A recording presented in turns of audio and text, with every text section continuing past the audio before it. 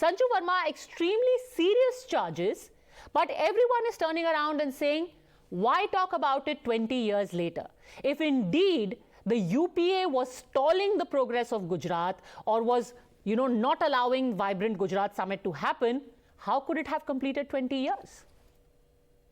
Padmaja, first and foremost, let me remind Gaurav Gogoi.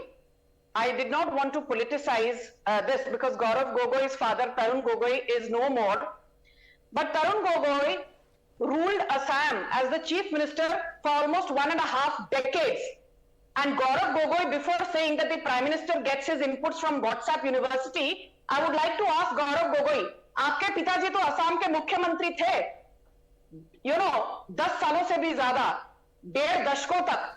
And what did your father do? He could not even give Assam a broad gauge rail line which was given by Narendra Modi in 2016. So please keep quiet. Even the first aims came up thanks to Himanta Biswa Sarma and Narendra Modi's double engine government.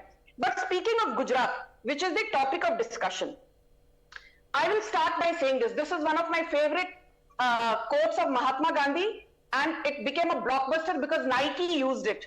First they ignore you, then they laugh at you, then they fight you, and then you win. And the reason I'm saying this is because we know that for the longest time, Prime Minister Narendra Modi last year completed 20 years in public life, first as the Chief Minister of Gujarat and then as the Prime Minister, and he continues to be the Prime Minister. Hopefully he will obviously get a third term as well. Be that as it may, anybody who has a basic understanding of Gujarat, and I have written about it in my books on Modinomics, I have started both my books with the Gujarat model. In 2001, Padmaja, when Gujarat had that devastating earthquake, it was reduced, large parts of Gujarat were reduced to rubble and dust. And nobody, just about nobody, political pundits, what have you, left-leaning academicians or the opposition, they said, Gujarat to kabhi revive hoga hi nahi.